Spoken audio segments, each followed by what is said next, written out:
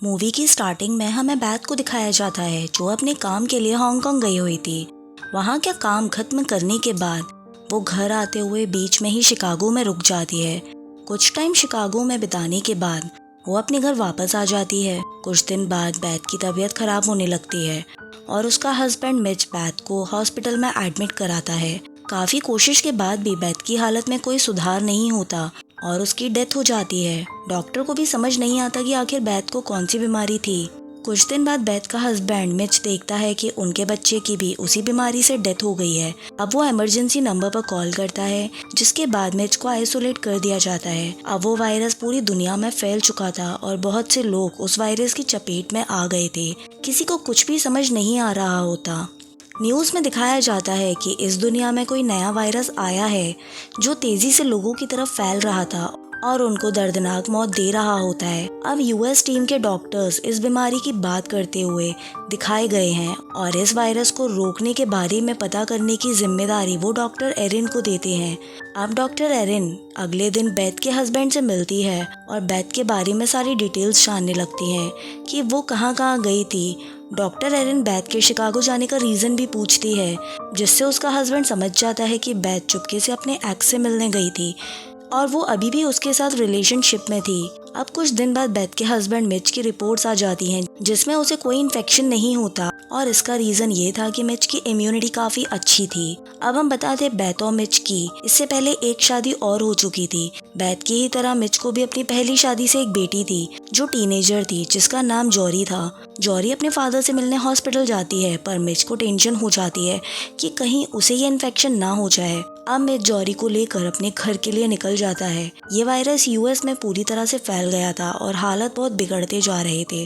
अब कुछ homeland security के लोग डॉक्टर एरिन से मिलने आते हैं और वो अपनी बात उनके सामने रखते हैं। उन लोगों को लगता है कि ये वायरस बायो वेपन है जिसे जानबूझकर स्प्रेड किया गया है।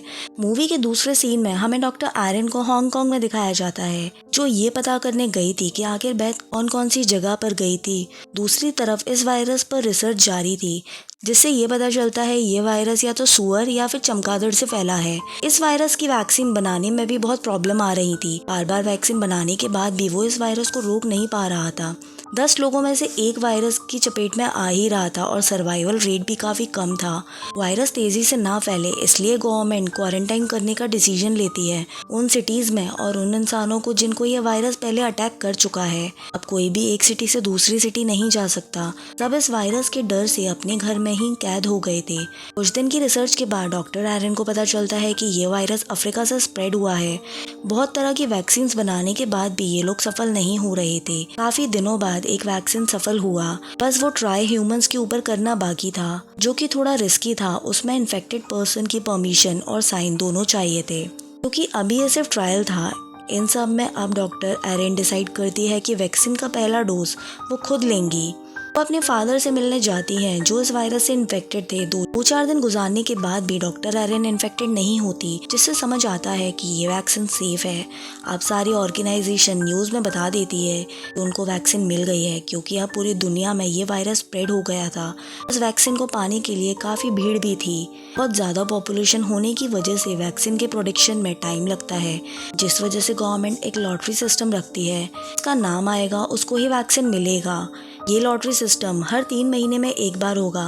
वैक्सीन आने से फिर से लोग नॉर्मल लाइफ जीने लगते हैं। दूसरी तरफ हम मिच को देखते हैं जो बहुत परेशान था। उसको भी यह वैक्सीन चाहिए था अपनी बेटी के लिए। उसकी बेटी अपने बॉयफ्रेंड से भी नहीं मिल पा रही थी। ये सब देखते हुए मिच घर में ही प्रोम नाइट अरेंज करता है अपनी बेटी और उसके बॉयफ्रेंड के लिए। जॉरी और उसका बॉयफ्रेंड क्वालिटी टाइम स्पेंड करते हैं। अब वैक्सीन का दूसरा बैच भी रिलीज होता है और प्रायोरिटी में बच्चे और बूढ़े लोगों को रखा गया है।